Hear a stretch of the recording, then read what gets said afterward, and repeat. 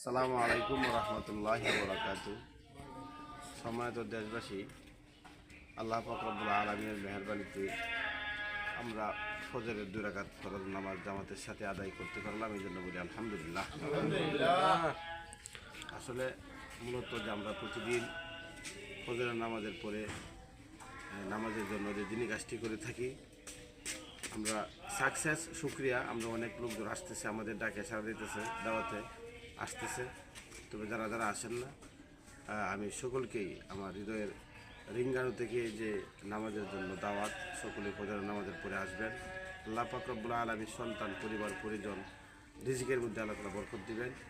আল্লাহ তাআলা এই খাসপাড়া বাইতুল আকসা জামে মসজিদকে আল্লাহ তাআলা যেন কিয়ামত পর্যন্ত কবুল করেন। আমিন। টাকা পয়সা, অর্থ, বুদ্ধি, সম্পদ দিয়ে যারা সহযোগিতা করেছেন, আল্লাহ পাক রব্বুল আলামিন যেন সকলকেই কামিয়াবি দান করেন।